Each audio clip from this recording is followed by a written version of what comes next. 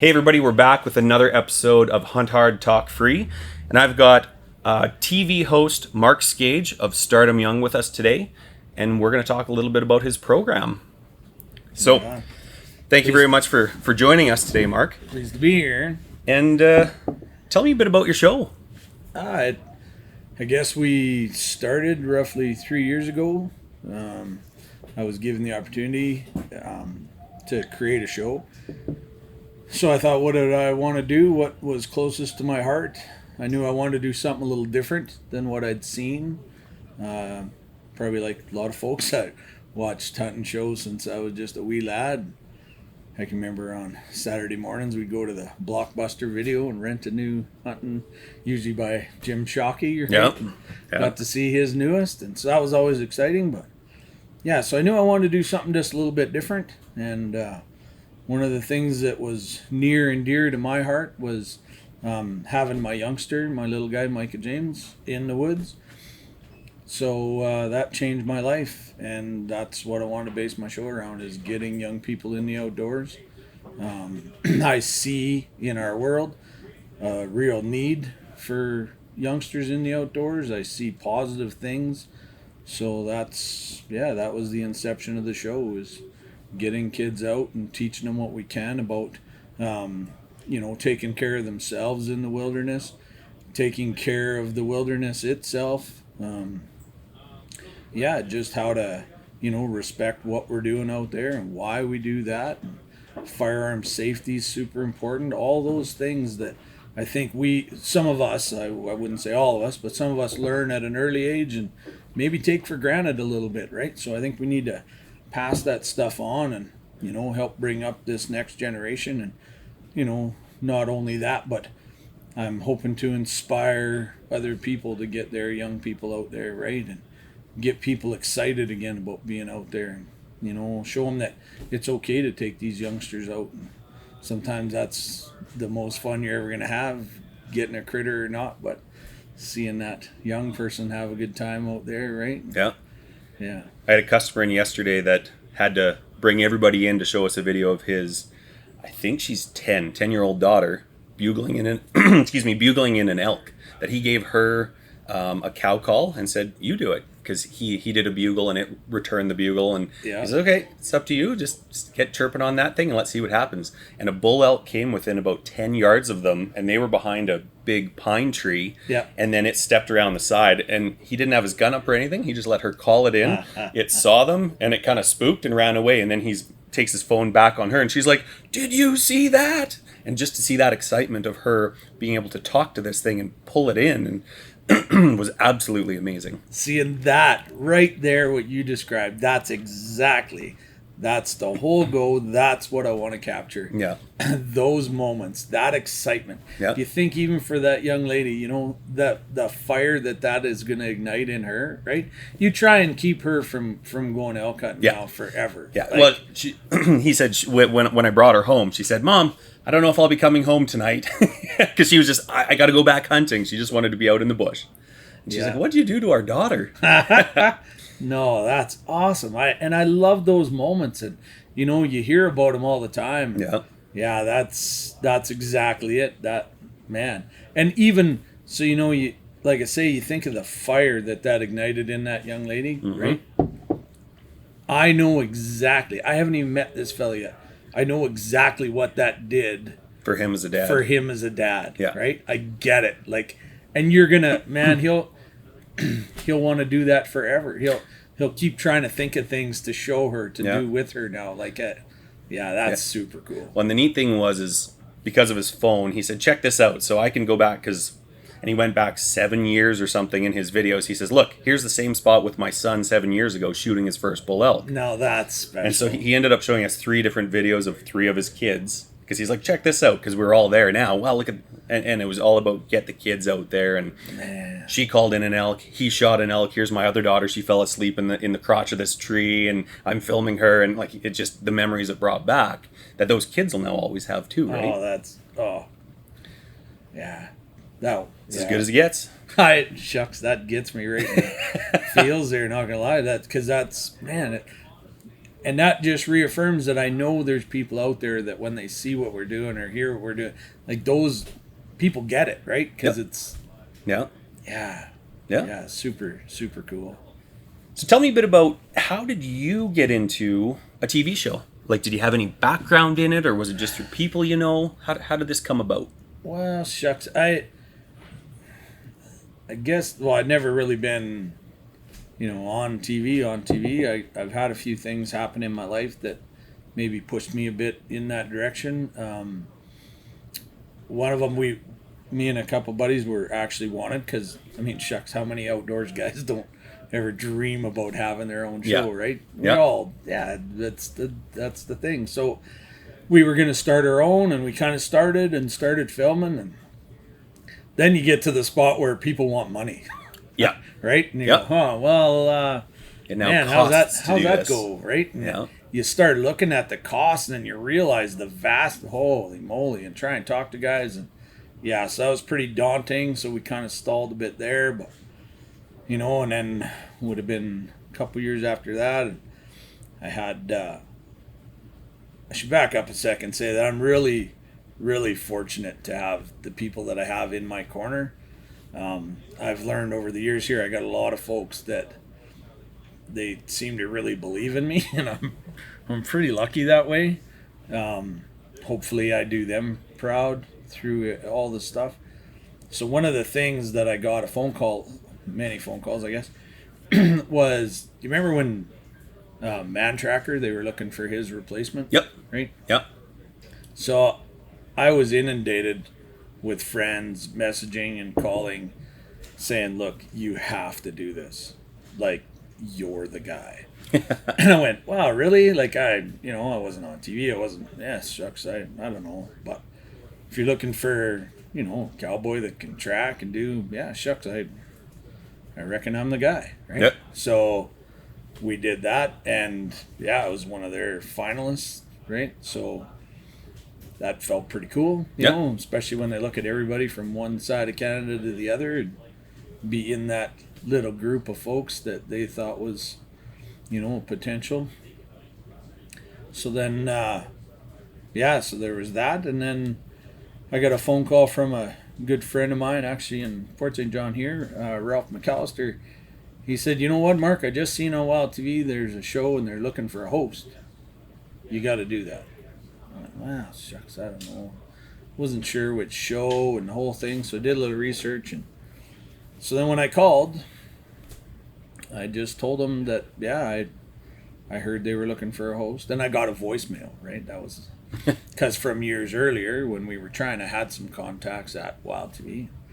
So I'd phoned and left a message. And I said, hey, just want to let you guys know you're looking for a host. I think I'm the guy, right? So then when they called back and we got talking, feeling there was that I probably wasn't the guy to host somebody else's show, that I'd probably do better having my very own show.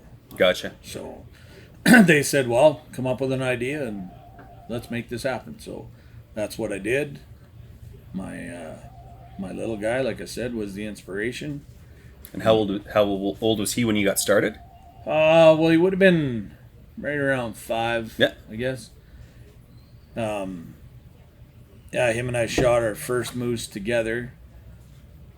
Like you say, we talked earlier, stuff that those memories will never fade, never die. That stuff keeps me going. But he was just over 3 when we got our first moose together. Nice. Man, and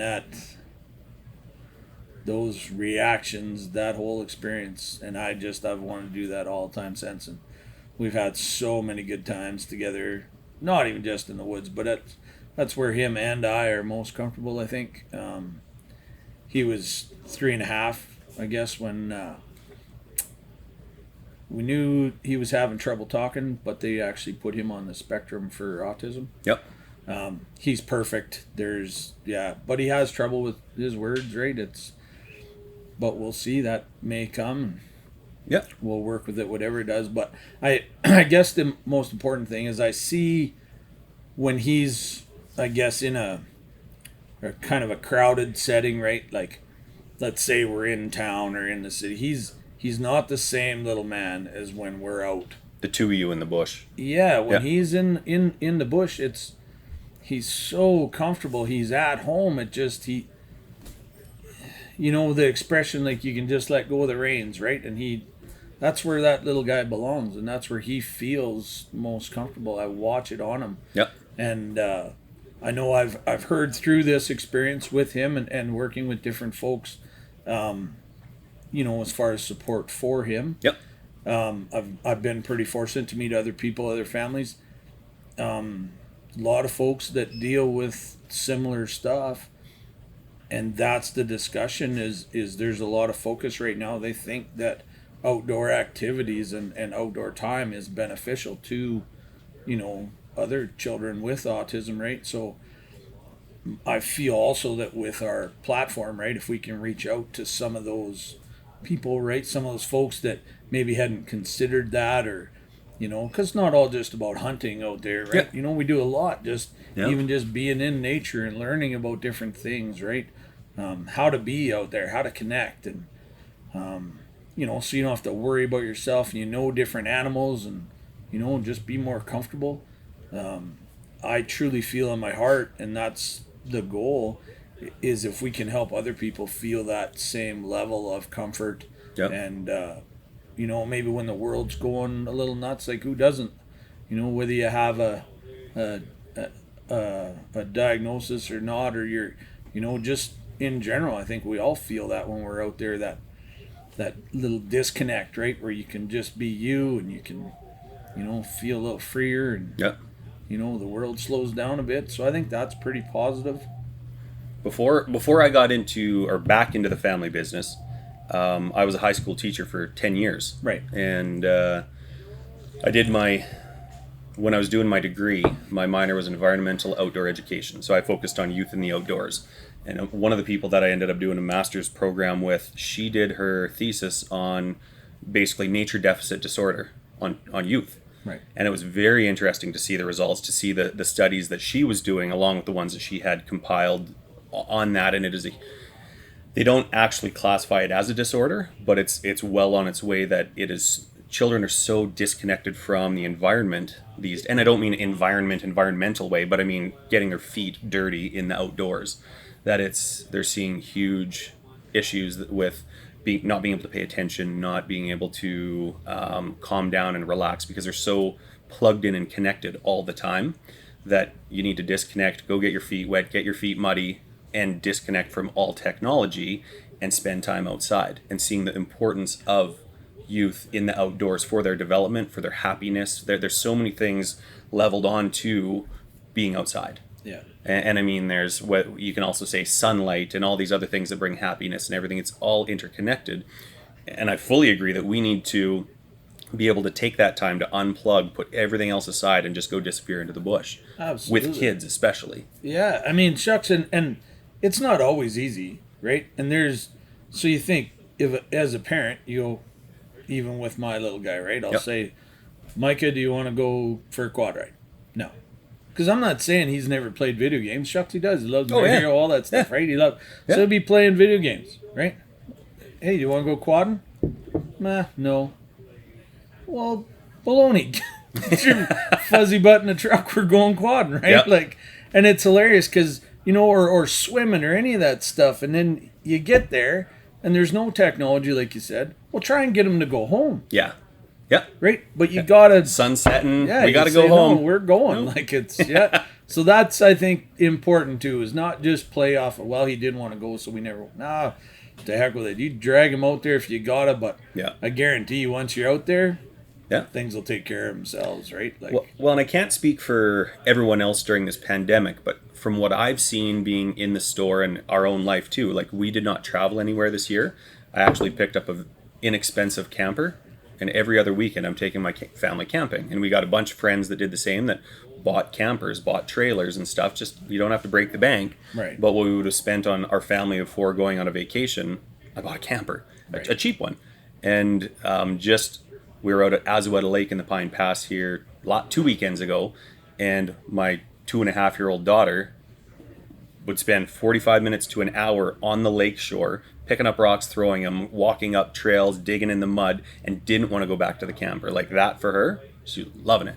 And it's one of those things that when we're at home and playing with toys and stuff, it's totally not the same. It's not the same thing at all. See, and I know that I guess not everybody has the same ability as us, and I don't mean that in a derogatory way at all, but maybe the area or your setting, or maybe you can't geographically, get outside. And let's face it, there are youngsters, there are families that, you know what, they're just not outdoors. That's just not their bag. But right, and I don't even care about that. I just want to promote the focus on young people in general doing things that they love doing.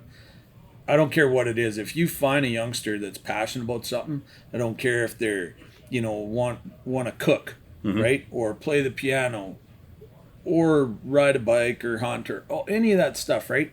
If you see that passion in a child and you can nurture that and see that grow, man, I tell you that, what else is there? That's that's super fun for me. I think it's great. Nurture their passion. Oh, and see them light up. Wow. I don't think I'll ever get enough of that. Yeah.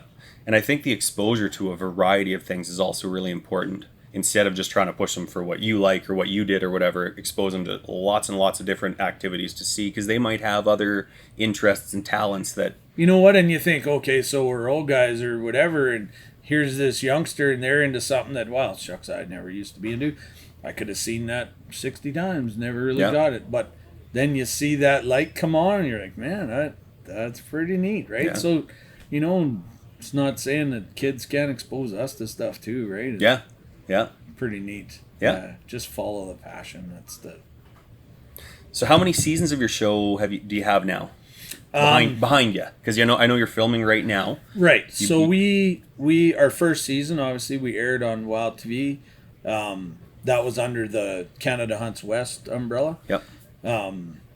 Then we had kind of a hiatus there where we were what do we call that? We were retooling. That's the best restructuring. Restructuring. Yeah. So now we did a bunch of filming there.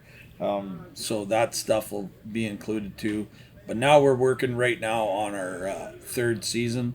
That'll come out this spring, right? And then social media platforms, because you post fairly regularly. What platforms do you like to go with? I try. That's something that, never really fully understood what a full-time gig that is. But so, and then, you tell yourself, well, you got to post, but I have a hard time because I go, well, maybe I didn't have something that was that interesting that day. I didn't feel right, so I never. But everybody's like, no, you got to post every day or do your thing, right? But so we do have our Facebook page, which is Stardom Young. Yep. EM, right? Yep. Stardom Young. Yep. So there's that, and then we are also on Instagram, and that's Stardom Young Canada. So we try and post as much as we can. We have some pretty good contests time to time, right? Get people involved. And we'll do that more and more as we go, as we grow. Yeah, so. Right on. That's awesome. And I'll gladly spend a bit of time even off film talking to you a little bit more about that, because when I got on board, we didn't have any social media either. I took some of the other things that I'd been doing, but learned some tools that I'll go over with you that you can actually pre-set up to do your posts. So if you spend an hour on Sunday, you can have your post lined up throughout the week.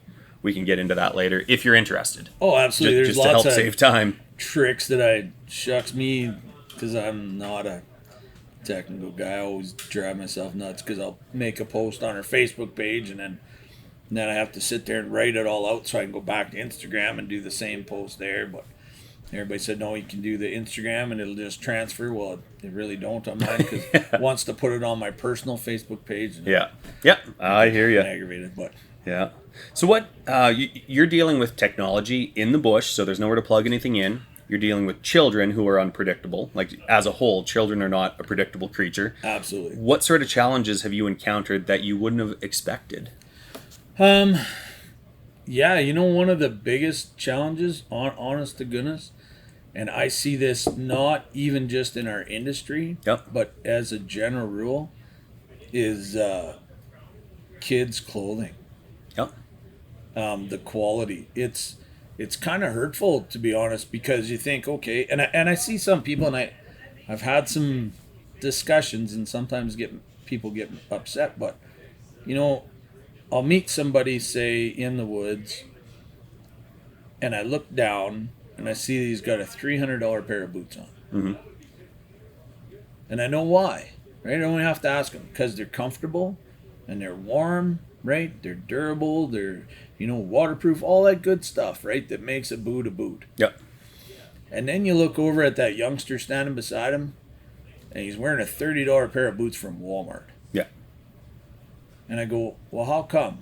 Well, the reaction is, well, they grow so fast and they're just going to grow out of them. And, I'm not spending $300 on a pair of boots he's going to wear for 2 months and all that. And I go, well, that's sad. That's sad.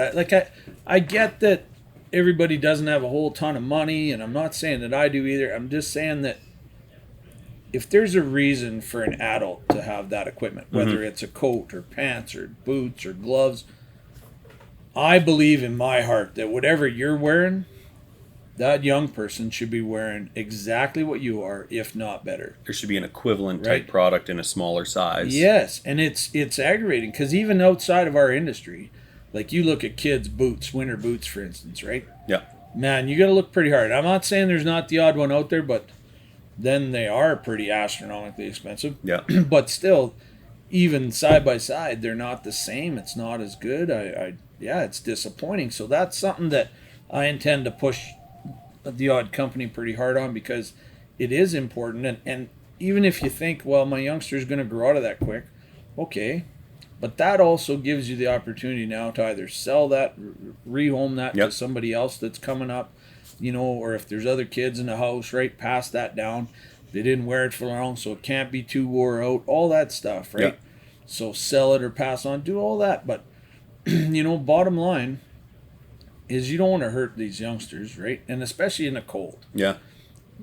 Like I look back at my youth too. Well, I know my feet got really cold as a youngster. And I've talked to countless adults. Yeah. And they all got these same stories. Yeah. Oh, my hands hurt me nowadays because I was a kid and I got froze up. Or my feet hurt nowadays because I don't want to see my child do that. I don't want to see anybody's child do that. I mean, shucks, there's no call for it. Yep. Especially today, right? So that's something I wish would change in general, right? Yeah. It's a little aggravating when I see that. I don't think you got to be rich to take care of your kids, right? They just need to. I think that's sometimes that maybe people don't even think about that, right? Yeah. They just go, well, that's how it's always been done, right? We buy cheap boots for our kids or coats or whatever because they wreck them or grow out of them or do whatever. I think if you're going to be out there, and here's the other side of that. You think if you're out and you're trying to have your adventure, right? You're on a hunt, do whatever, and you're going to take that youngster because it's important, right? Yep. Or because I told you it's important, or whatever, right? Yeah. But, so you're out there. Well, you know what happens when that young person's not having a good time anymore? Oh, doesn't want to come out next time. And you're not having a good time anymore either, right? No. So, I mean, if you take care of them, you're also going to have a better time too, right? So, I think it's important. And like you say, I don't want to sour them. I want them to keep coming, right? Keep wanting to come. Yeah. The best feeling is when you don't have to ask your youngster to do an activity, right? When they come to you. When are we going? When are we going, right? Yeah. I want to go. This is what I'm, right? That'll build you up because you're like, okay, I started that. Yeah. That's pretty cool. Yeah. No kidding. Do you have any, and can you talk about hunts that you've got lined up yet? Do you have anything happening for, because I know you were up here and that's when we first met in person here when you were filming a hunt. Yeah. And you've now lined up some, what do you call them, pro staff? Yep. Okay. Yep. We got some pro staff. So I guess through the experience so far that we've had in our past 2 seasons, I've learned that, you know what, maybe I should have learned this a long time ago in my life, but I'm only one guy. Yep. And much as I'm proud of the things that I have done or that I feel I can do, There's other people out there with the same passion that I have. And I think that can be ambassadors as well for what I'm trying to do here. So I handpicked a team that I'm super proud of. One of them locally here is Carson Bolio. Yep. You guys know him? Yep, quite well. He's got a tremendous family, tremendous group of friends. We were fortunate, like I said earlier, we did a hunt with them. Man, and people will see that here in this season. Young Hunter got his first moose. It was, pretty powerful. So, also we've got Don Stevenson. He's actually just a tremendous guy. Where's he out of? Burns Lake. Okay, yeah. And he's got quite an extended family as well. I was originally from Central Alberta. He came from that neck of the woods too. It's pretty funny how our families actually knew each other, and him and I met a million years later and never even knew that. It was pretty neat. Yeah. He's actually an amazing knife maker. Anybody that wants to go on and check out Stevenson Knives, he's actually going to make knives for Stardom Young. There'll be custom knives that we'll offer for sale as well. I designed a knife that I'm pretty happy with. I think folks will like that. So excited to have him on the team as well. Shucks, he makes knives for the Wild Sheep Foundation. And, just like on your shirt, right? Yeah. He's got the same. We're big supporters of the Wild Sheep Foundation. So it's awesome, right? Yeah. So then out of Fort Nelson, I've got Jeff Thompson, good friend of ours. People would have seen him in the first season. Another just a fabulous fella that's got a great family. Same passion, he gets it. And then I rounded that out with my brother Scott, and he's in the Buick area there. All individuals that I feel are not only going to help drive the brand, drive the idea, but help illustrate how important it is to get these young people out there and to spend time with families in the outdoors, right, and experience things. So that's, pretty proud of all these guys. Yeah. I think it's going to be pretty exciting. Well, and a cool thing about Young Hunter here, the local pro staff of yours, is getting to see, and I look forward to seeing the episode, just because I'm friends with them on social media, and I've followed his hunt, and I mean following his dad, and seeing I'm going to call it traditional hunting area of his family for many, I don't know how many generations, but for a long time, and there's quite a history and quite a story behind that too. And then to be able to see Hunter shooting his moose there is pretty darn cool as well. You bet, and we actually tell that story because it is powerful, right? I mean, these are traditions. These are things that have been passed down from generation to generation, and I'm proud of all them guys. To see Carson with his sons, and even to see his sons, like you watch Levi or Faith, and they're pretty competent. They can do their own thing, and it means a lot, and I think it's important. Like I say, these are the people that I believe are going to help, I guess, inspire others to get out there and to do these same things, to share those same experiences with their families, right? So, in the 3 seasons that you've been filming, are there any crazy moments or extremely memorable? They'll all be memorable because I mean there's such deep stories attached to each one. But is there anything that really stands out that you want to talk about that has occurred in your seasons of filming? Shucks, there's been so many. I think it's pretty hard to be out there and not have things happen. Yeah. I'm not sure if I could single one out. I mean, having what seemed like I don't know if I'd say an innocent river crossing, but things were a little high, but I'm glad I was the first one to test her out, I guess. That A horseback trip? Or? No, that was actually with our quads. Oh yeah, yeah. Then you realize that, hey, maybe there was a crack in that boot and things got wet. And, and the quad quit. And so you blow a CV joint? Or? Yeah, that got interesting in a big hurry, sitting out there in the deep stuff. And yeah. Good thing I had a good team sitting there to get us yarded out. But yeah, stuff like that. A few critters that, don't always act like you expect they're going to act. Right? Yeah. Yeah, kind of surprise you. There's been a few of them moments. Well, there's nothing cookie cutter about number one, hunting, number two, hunting with kids.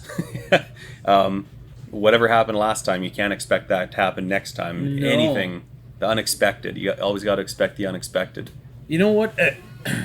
As far as things that have happened that are memorable and that really stick with you, not even just filming, but since the inception of Stardom Young. Yep. I think I'd have to, just thinking here, right? Things rattling in your brain, trying to pick something out. Probably one of the things is not even super outdoor related.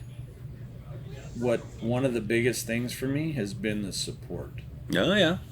Yeah. Yeah, in all honesty, that's been probably the biggest thing is the support that, just seeing that people get it, or they're excited about things to come, or they want to be involved, whether it's just helping out with the show, or we've had people reach out to us because they see and understand what we're trying to do. Yep. I'm not kidding. We've had people get a hold of us and say, look, we get you guys are putting long hours in, all that stuff, right? The Shepherd's Inn at mile 73 there. Yep. They reached out to us too. They're like, look, Mark, we get it. You guys are out long hours, whatever. You guys are going to be out late and you're going by. Just give us a call. Like, we'll make sure you guys have dinners and, whatever. And I went, wow, that's huge. Like, these are people that just care and they want to help. They want to be part of it, right? Like the community support, and it kind of goes back to that whole it takes a village to raise a child. It does. That's kind of what your show is focused around, is the children, and this is everyone else seeing the importance of that. Yeah. And giving back and wanting to be a part of it. Yeah. So that too, I mean, shucks, can't say that enough. If there are guys that are out there that want to be a part of helping, make this go, right? Because it does take an awful lot. There's no getting around it. Oh, yeah. And I think in this day and age, even, like, it's not easy getting people to, hand you that check, right? Yep. So if there's people that want to be involved, whether they want to buy advertising space or, whatever with the show, or just be involved in general, because, like I said, there's a whole bunch of costs there.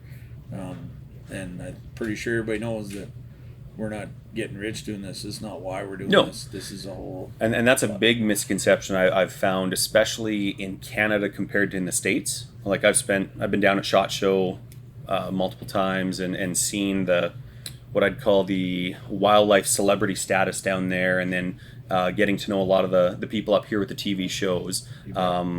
We've had a lot of them walk through our door and be part of different things with us and stuff, and getting to know them and see they all have full-time jobs. They all have a life outside of the show. The show isn't big enough that making millions off my TV show, because that's not what it's about. No. Whereas down in the States, there's those massive sponsors that'll write a six-figure check to slap their sticker on your backpack and away you go, or have you shoot their rifle or whatever. So no, it's a totally different market up in Canada, and it's about the passion of the outdoors and about the hunt and sharing those stories and adventures, I find, in the Canadian outdoor TV industry. You bet. And I mean, for me, maybe I'm not a good one at that, because I know there are guys that if somebody does throw a check at them, then they'll fly that flag, right? Whether it's a gun or a backpack or whatever. And for me, that money's nice, but nobody will ever see me advertise or push a product that I don't already use or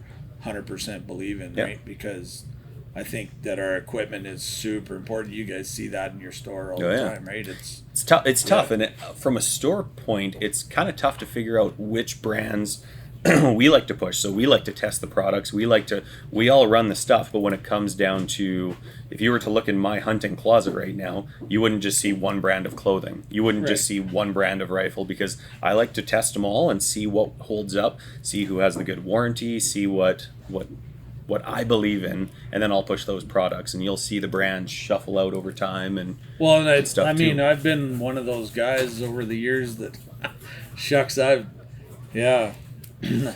had, we'll say, women in my life that maybe didn't agree with me spending all that money, but I've been already an unpaid product tester, I feel, in my hunting career, so I know kind of some of the stuff that I'm passionate about using.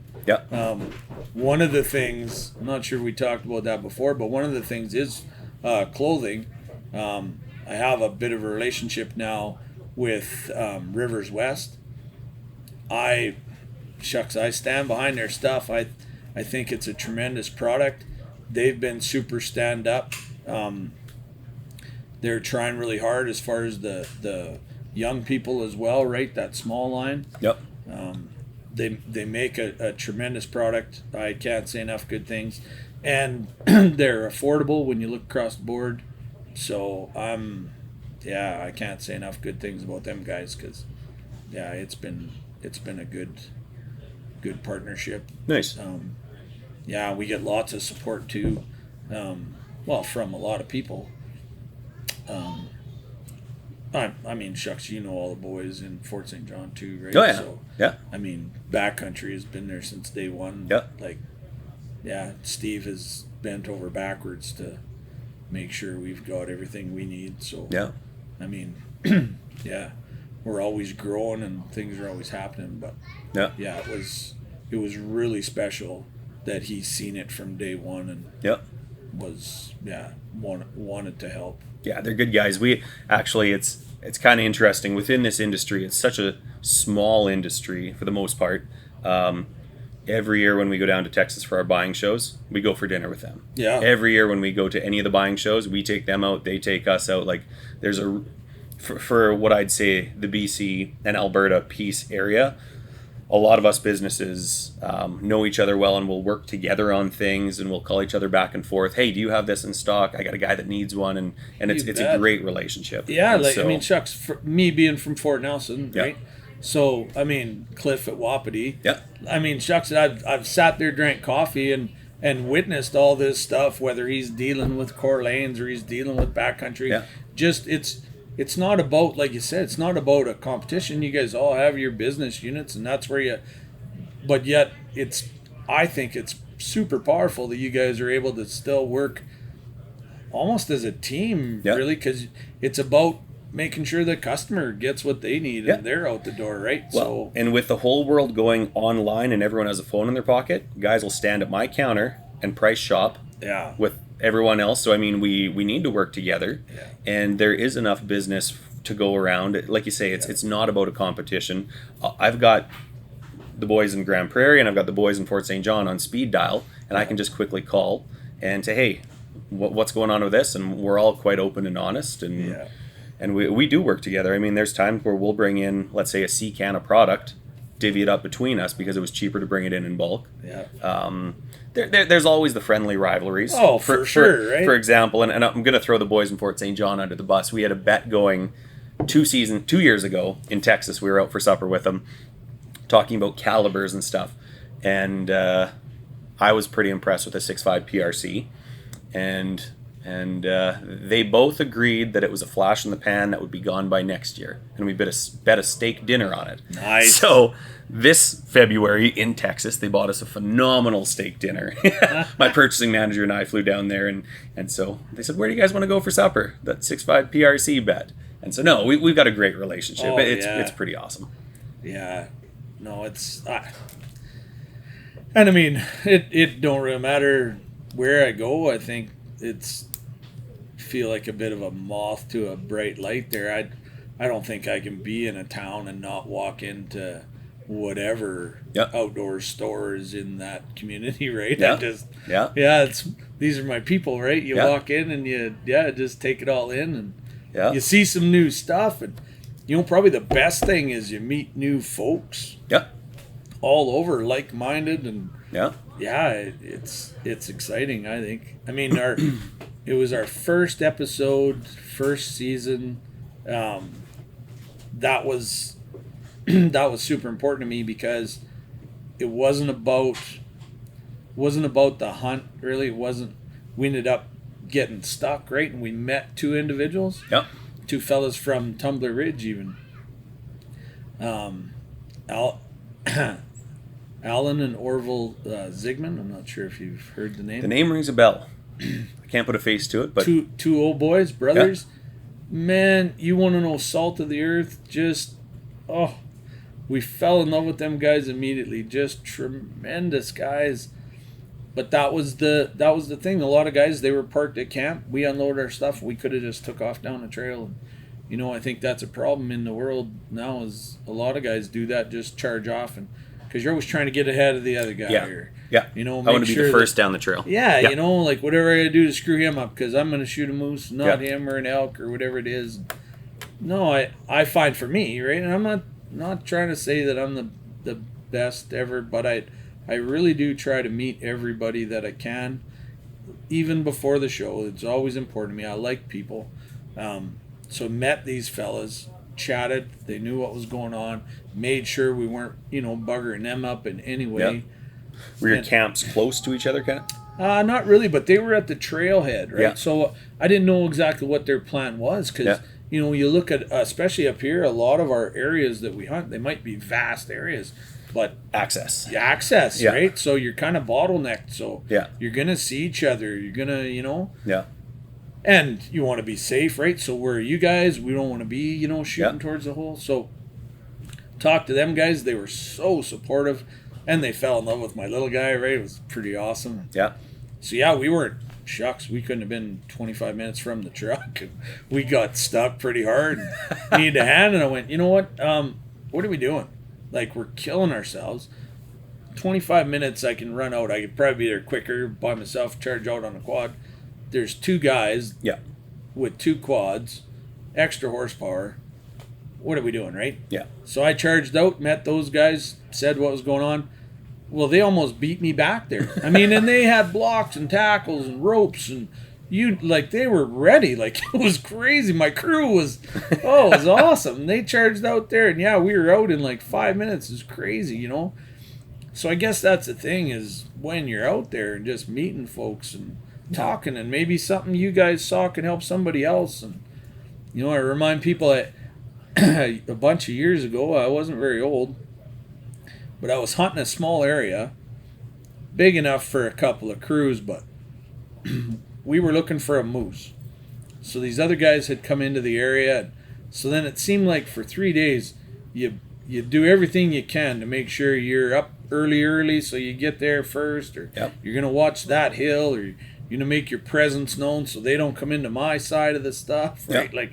So we did all that, and then it was about a year later, same kind of general area, and we met at the trailhead, just started talking. So as it turned out, right, tremendous guys. Yeah. Right, just my goodness, and them guys are friends to this day. It was awesome. But it was funny because us idiots stood there because they were thinking the same thing when they were in there, right? Yeah. But so then here's us, bunch of goobers talking, and turns out I was hunting moose. They were hunting elk. Oh yeah. I never seen a bull that whole trip in there. They saw 3, but they weren't hunting moose. They already filled their moose tags. Yeah. Right? We'd seen a bunch of elk, but didn't have elk tags. So if we'd have just been smart enough to talk on the trail one day, right? Yeah. We could have shared some information. This is where we're going. Yeah, Or this is where we saw them. Switch sides of the hill, for heaven's sakes. You guys, and we probably would have both been successful at, what a bunch of wingnuts, eh? So I think that's important, is to we need to not be so full of ourselves. And, Yep. Yep. Yeah, no, that makes perfect sense. But that's the other part too, right? Is we talk all the time about start them young, and that's super important to me. It's a passion, obviously, with the show. And that's something that I intend, like, we'll probably have a couple of segments on that as well as we go here. But say even an adult comes up to you and they want to start hunting. Well, all too often, and I've watched this, I don't know how many times, there'll be a new hunter wanting to start out. So he comes and he buys a gun and some camo and he's all ready to go. Well, then he'll say, oh, shucks, you know, Aaron, you're an elk hunter, you know, you seem to shoot elk every year. Where should I go to find an elk? Well, then typically, whoever he's asking will say, oh, yeah, you want an elk? I'll tell you what, you go over there, right? Well, how is that helpful? There, because he sent him over there because he don't hunt over there, and he knows there's probably no elk over there anyway, right? Yep. Well, that's not helpful for a whole host of reasons. Number one, that guy, he didn't learn anything, right? So now he may be successful by luck or not, right? Chances are not. So then does he give that a couple of seasons? Doesn't harvest an elk, right? Okay, this isn't for him. So he's out. Yep. You know what? As stewards, as hunters, as outdoorsmen, we have a responsibility to foster that. So if you think that our hunter numbers are okay, they're not. There's a lot of people that are fighting against our, call it our way of life, our sport, or whatever name you want to put on it. This is how we operate. There's people that don't understand. That's the biggest thing too. They don't understand what or why we do. So they fight against you. Well, their numbers are always growing. It's always easier to get somebody that, you know, on the team to fight, right? But when people are living their lives and doing that, well, they don't want to fight. This is not, you know, shouldn't have to fight your whole life. That's the whole thing. So we need numbers. We need people on our team, right?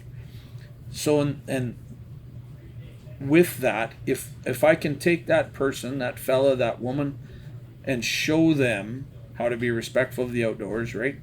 Show them how to be successful. Give them some lessons, right? Just help them out in general. Give them a good start, right? Well, then I think we'll have less of these stories where you hear, oh, you know, because they don't say, hey, you know, George shot a legal elk last night, right? The story on the street's going to be a hunter shot an illegal elk last night. Right? Marring everyone in the industry. We all get painted with the same brush. It's not, right? So, and we don't want that to happen. So if we gave maybe a little more support, right? Take that person out and show them what an elk track looks like. Show them the difference between an elk and a moose track, or, you know, habitat, or what you're looking for. Just trying to give them that healthy start. And this is, you know, okay, if you got any questions, call me, do whatever, right? And I'll, you know, do what I can. I'm not saying you got to take them to your honey hole. Your honey hole, right? You know, or do it if you want. But, I mean, let's face it, nowadays, we all have our spots we like to hunt. Is there a honey hole? Is there a secret spot that nobody else knows about? Are you kidding? Someone else has been through that lick, there's nothing proprietary anymore especially with, you know, Google and all this, like, shucks, there's no secret. Right? The amount of time I've spent on Google Earth since I got into sheep hunting has been, I'd hate to even look at the hours, just because it opened it up that you can get in and you can actually look for trails and stuff like that when you get in there and play and looking for different areas. And so then every season, let's go check that out. The other thing I've really noticed, and I mean, not to feel old about it, is the oil and gas development and how it's really opened up the backcountry. There were so many places that I grew up hunting that we would quad to. You'd have to hike or get through a little fence and hike down a ridge to get into hike this area, or you might be able to get a quad around this little spot to get in there. And you might run into a couple people that's now just a highway in there. You can drive your pickup right to the end, and you'll see lots of pickups passing just because of the oil and gas activity, which has been great for our economy. It has, but definitely has made it a lot easier for access. It has, You know, that Google Earth thing, I always find too that when I'm looking on there, those trails in the hills for me to go hiking, they always look so much easier on the computer. So you get up there and like, man, that screen did not do this hill justice. I got to tell you, Yeah. where we went last year. Yeah, we got onto a trail, but nobody had been on this in quite a few years. It's quite overgrown, and we lost it. And we thought we were going on it, and we ended up 4.5 hours, to the point where it was basically army crawling with my backpack, pushing through the bush. It was so thick that we're like, we got to regroup. Okay, which direction are we going to go to try and find it again? Look at the GPS, and it took us 4.5 hours before, oh, there it is, and then continue on our way. It's quite an experience. Absolutely. Yeah. But shucks, those are memories too, right? Oh, phenomenal trip. Yeah. So do you keep most of your film or all of your filming right in BC, or are you reaching out and jumping some borders? Well, I think we're pretty fortunate in Canada in general that we can kind of do whatever. I mean, COVID withstanding, and Yep. get into that whole thing because it's frustrating as hell. I can't believe how many people think they're okay wearing a paper friggin' mask. But anyway, yeah, aggravating. Anyway, you look 78 years ago, we got the flu vaccine. Yep. We still have the fucking flu. Yep. So, Yeah.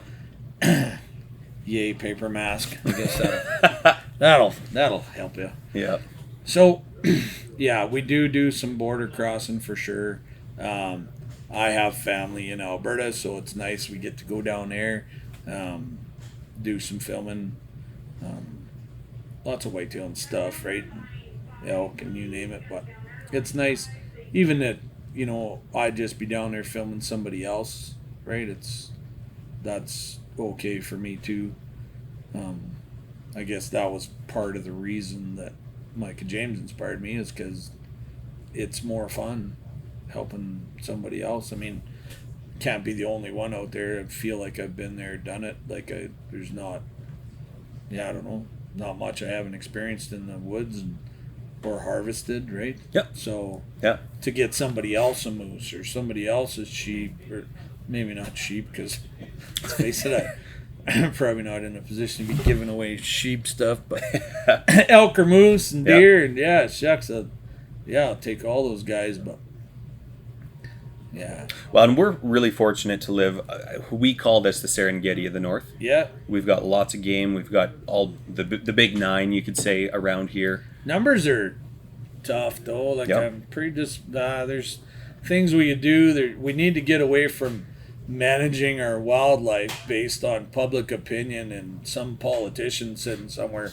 thinking he knows better than our biologists that we're paying anyway. Yeah. Right? Yeah.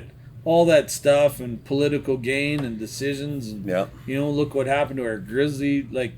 How can you guys make a decision and there's no numbers, there's no science? There has to be science. Well, and when we won't get into the deep politics of it, because that could go south quickly, but when you look at when our government changed here in BC and how it went about, and then just overnight they shut off the grizzly bear hunt because of feelings as opposed to science. Yeah. The science, the numbers show growing numbers of grizzly bears in BC. They're doing very well. They're quite plentiful. Even the Tahltan Nation has now stood up to state, reopen the grizzly bear hunt. Please hunt wolves and coyotes and bears in northern BC, because they are, and I won't say decimating, it's nature, it does its own thing, but they are taking quite a toll on the ungulates, the moose, the elk, the deer. And there's a reason that if you look at the map, the management map of the province, BC, Alberta, they're all the same. So when you look at that, it's built of a variety of management units, right?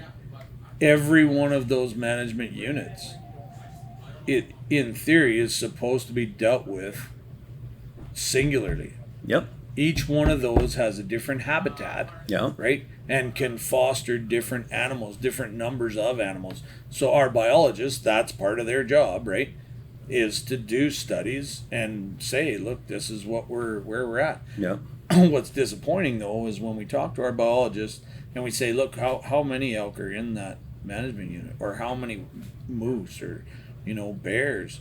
Well, they don't know. Yeah. And I go, well, how come? Well, we haven't done a study. Well, shucks, how come you haven't done a study? Well, there's no money. Well, that's a travesty, because when you look at all the money from our industry, right? Yeah. Like licensing, all that stuff. And Yeah. that money is supposed to go towards those things, Yeah. right? And instead, that money goes into general coffers Yeah. and is lost, and Yeah. we never get that back. That's fraud, and that's not okay. Yeah. Somebody needs to get on fixing that. And I don't know what the answer is. I know there was some groups that were putting pressure on, Mm-hmm. but it seems like there's some hype there, and they're fighting, and then I don't know, it just disappears. So I think we need to fix that. 'Cause Yeah. it's not an okay thing to say that there's not money. And that's the problem with having politics make these, politicians make these decisions instead of the biologists and stuff as well, because it all comes down to power and money. Right. And unfortunately, I feel that I was exposed to a lot of that with the whole caribou recovery Right. initiative, and I am all for, we need to look after and help the caribou, and I'm all about that. But when it comes down to financial gain for certain parties involved is where, and political power plays, is where I really, my eyes were opened up, and where I really became disheartened with it. Because I think we all need to be in it together to help manage wildlife and have a say and be able to help make decisions, because I think we all have the same end goal in mind. No one wants to see a species wiped out. We all want to see the continual Absolutely. growth. But when people have joint ventures to put in pipelines here, and then there's no longer caribou protection occurring in that area because there's no caribou there, well, we have pictures of caribou. Anyways, we won't go down those paths, No, but I- it comes down to money and power when the government is so deeply involved and corporations are involved, and we need to get back to wildlife and the land itself. And it's always hurtful too, in my opinion, is when we have groups and there's a discussion and somebody's fighting against, either hunting or just us being out there in general, right? Yep. You look at this organization, you go, okay, so you guys are fighting to make this not happen anymore. You don't want us hunting, you don't want us fishing, you don't want us camping in certain areas. And I go, well, that's all you guys do is fight, Yep. right? Show me like a Greenpeace or something like that. You've gone to Yellowstone. Can Greenpeace. can you show me $1 that you guys have put into wildlife Yeah. management, right? Yeah. Or habitat creation, anything that does the world good? Can you show me $1, or has it all just simply been spent on the fight, Yeah. right? Well, and that's that- a problem. That's one of the reasons I really like the Wild Sheep Society of BC, is money raised in the north goes right back into northern initiatives. Whether it's Absolutely. reforestation, whether it's whatever. I mean, the money stays in the region and goes right back into what they're fighting for, Right. which I think is phenomenal. See, and that's why it's tough too, because you think, okay, how many residents have you talked to or heard the comments about, like, outfitters, right? Mm-hmm. Oh well, shucks, if you ever say that you're gonna change the sheep season, right? So you're gonna, only allow somebody to shoot a sheep every other year, every Yep. third year. Which Well, I think is coming up It is soon. right, but we're going to see that. But you see a lot of pushback, and I go, oh, and the major thing is, well, if the outfitters are allowed to, I go, okay, so I get where you think, and yeah, it's a business that they have, right, and it's a business that they got into, so not every business gets special consideration, but when you look at what they put back in to game management, habitat creation, all that stuff, people are enjoying luxuries that are there only through the outfitters that are in those areas. Yeah. Right? And Yeah. if that hadn't happened, you guys wouldn't have the access you do. Yeah. There wouldn't be the ungulate numbers that there are in those areas. Yeah. Had it not been for their efforts, there's more benefits, right? And I think people need to be a little bit more cognizant of that, in my opinion. Makes sense. Yeah, I get that it benefits the outfitter to do those things, right? But it benefits everybody else. It'd be different if nobody else was allowed in those Yeah. areas and the whole, but Yeah. that's not how it is. So I think people need to be a little more appreciative of what's been done, Yep. right? Yeah. But especially from, like past, right? Back in the maybe people say that was the Wild West, but there was a lot of things with, you know, yeah, that were done early on that people are reaping those benefits now, right? Yeah. You know, we've got Sonia Leverkus up north there. She's, yeah, what do they call her? The fire queen, I guess, or something like that. And she's just an awesome gal anyway, but she's a major proponent for range burning and habitat creation. Yeah. It's super important, and people need to get behind her too, because it's this stuff needs to happen. And you look at all the fires that we have, all we do is stomp these fires out, and nature says they need to burn, and then we end up with these big super fires that they can't contain anyway, because for years we put all the fires out. So who does she work with? Who's she through? Well, she's right now, I mean, Chuck's, she's got a couple of fireworks and shifting mosaics. Those are a couple of her companies anyway. I'm sorry, Sonia, if I missed one there. Nope, that's pretty fine. sure there's 3. And she's based out of Fort Nelson? Yeah, you Gotcha. bet. Yeah. Yeah. So when they go around, like I think they're on a fire right now down south. But yeah, when it comes to fire, she's the authority, boy. She's Yeah. Back to your show, and I think you've touched on this, but I want to come out and ask you just the question: what's the most rewarding part about filming Stardom Young? I guess probably the most rewarding part is when we meet somebody, me and my son. Yep. And he sees me shake somebody's hand and introduce myself. So he introduces himself. And he'll be pretty clear in telling you that I'm Micah, the moose hunter. Yep. And I see him light up. Yeah, that's it. I'm Micah the Moose Hunter. Yeah. Love that. No kidding. And what message would you want to get across to someone that hasn't seen your show but might catch one of the next episodes? What message would you want to get across to them? Probably comes across in each episode as well, but what would be the statement for Stardom Young?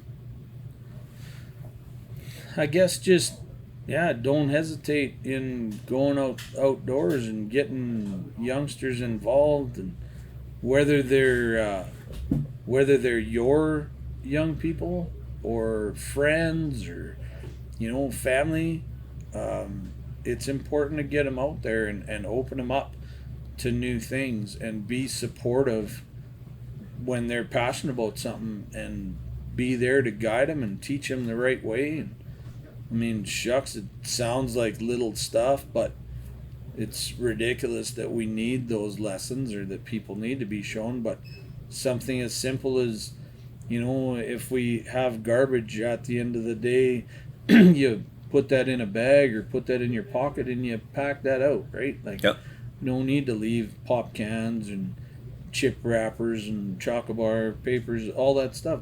We don't need to leave that in there. It's all, you packed it in, you can pack it out. And so I find I'm packing more than I bring in normally coming out, because you pick up so much along the trail, which is frustrating. It is. But I try and do my part and fill up the compartment behind my quad and bring it all out, for sure. Or then you'll come to somebody's camp and they tried to say burn as much as they could, right? Yep. To alleviate that, and we all burn paper and do all that stuff, but there'd be a whole fire pit full of cans and stuff, right? And well, shucks, that could have pretty easy be chucked in a bag and took. That could have been brought out. Yeah. But stuff like that, just general lessons, right? Just stuff that makes the world a better place. I'm not trying to say them, but I think everything that we can do that's positive just going to help out in the long run, right? Yeah. Whether it's taking care of the environment or yourself, or all those things. Yeah. Last night, just thinking about Stardom Young, Greg threw together a bit of a goose hunt, and so one of my gunsmiths, Ed from the front counter, one of my salesmen, Greg, myself, and who am I missing? The landowner that gave us permission to come chase geese off his land. We're all went out for a 4 o'clock setup, and it was 25 degrees out. It was hot. There was no wind. Yeah. We got set up in this field that he had burned off within the last little while here, and got set up, got all our blinds out, got lots of decoys out, laid down, and Greg's son absolutely loves going goose hunting with him. Every year on his birthday, he wants to go goose hunting. Yeah. So Greg takes him out, and they lay down in a coffin blind or 2 coffin blinds, and Cobus, that's Greg's son's name, he gets a call, and he gets to call him in. Nice. And Greg will pile up a couple of them and bring them home, and then he has to help process them, and then Greg's wife and daughter don't want the geese, but the two of them cook them up and eat them up every time. So we had them out there last night. I've never hunted with Cobus before, but we had all the blinds laid out, and it took a little while. The geese came in a little later than expected, but because it was so hot out, they were just sitting on the water till it cooled off before they started to come in. But once they came in, and they were coming in we probably saw between 600 and 800 geese come over us. Now, that's not what all tried to land in our field, but it was probably top 2 goose hunts I've been in on. I haven't been in on a lot, but it was phenomenal. Yeah. But to see Cobus, when we would all sit up, shoot, he's calling them, we all pop up, we all shoot him, and then lay back down, and then the geese all fly away, and then he'd jump up, and we'd, okay, clear guns, point them in another direction, unload them. He'd run out. And I mean, sometimes, like, we had one where we had 6 geese hit the ground all at once. All 6 flew in. We took out all 6. And then he'd get up, and he'd just be in his heyday, and he'd run out and grab them and come running back. And it was absolutely amazing. And for him to want to do that every year on his birthday, and I'm going to say 10. We're going to go with 10. Yep. But that's what he wants to do every year with Dad. Go out and chase geese. And to see that passion and see that drive, and he's not hunting them even. He's along for the trip, but he's calling. He's learning about it. He's learning, and then he's there help processing. He's plucking them, and then we cut the breasts out and start taking the meat from them and everything. But just to have him part of it and to see the excitement is absolutely awesome. So, I mean, to see that firsthand again last night, my kids are too young at this point. We take them outdoors, we hike with them, we fish with them. My daughter started fishing. She's 2.5. We have her little princess rod and reel with the plastic fish on the end. So she casts that out and she fishes with that. And I'm looking forward to being able to, I'll hook one and hand it off to her. I haven't done that yet because we've only had her fishing twice now. But she loves it. She's, are we bringing my fishing rod? Every time we go camping. Bringing my fishing rod? Yeah, we'll bring that out. And so she has to show everybody on the lawn how she's casting. Look at me fishing. I caught one. And it's just absolutely awesome. But hunting with Cobus, Greg's son, sure made me excited about when I can get her into the blind, or even just on my back when we're hiking in. And just like the story I told you at the beginning, to call in that elk and have her see that come in, or come across the moose, the deer, whatever. I was out with Kevin. He brought me out to his property here earlier on in the week, and we didn't see any elk, which is what we were going for, but there were 4 whitetail bucks, 2 of which were fighting. We were about 300 yards from them to be able to watch that. And then we turned this way. It was a phenomenal day, even though we didn't pull the trigger on anything. We were within about 50 yards of 2 really nice mule deer. One was just a 3x3, but nice height on them, nice width. Yeah. Will never grow a 4th point. But to see them when we looked right, to see the other ones when we looked left, hiked into a watering hole, and 2 rabbits ran out, and they were kind of fighting and playing. But just up the hill 100 yards, 2 coyote heads were popped up, and they're watching the rabbits, and we're standing 200 yards this side of the rabbits, and we're all looking at them, and I'm like, get the rangefinder up. They're only about 250 yards away, those coyotes. And let's just see how this plays out, and to see if they came after the rabbits, and they were both watching the rabbits. But with us standing there, they never moved. The one ran into the bush, so I thought he'd come down and come out after him, but he didn't. He went back up and then crossed and into the bush on the other side. But to sit and watch him, and just to be out there and see all that game, and to just be part of it, that's all part of the hunt. To me, hunting's not about pulling the trigger. It's about the experience. It's about being in the wild. It's about being with the animals, seeing them in their environment, leaving them. Didn't shoot anything that night. That's not what the hunt's about. To me, it's about everything else leading up to it. That's so memorable. And I mean, even just that walk around his property, that'll stick with me for a while. Oh, man. And so to be able to bring the kids in on that too, to see that, to be part of it, I think what you're doing is absolutely amazing. Well, and you think even with COVID there and stuff, it's so powerful to be a part of that with them Yep. in person when they're young. But what I guess fuels me as well is I look at the future and I think, how powerful is that going to be someday when he shares that with a youngster now? Do you know what I mean? Yeah. Right?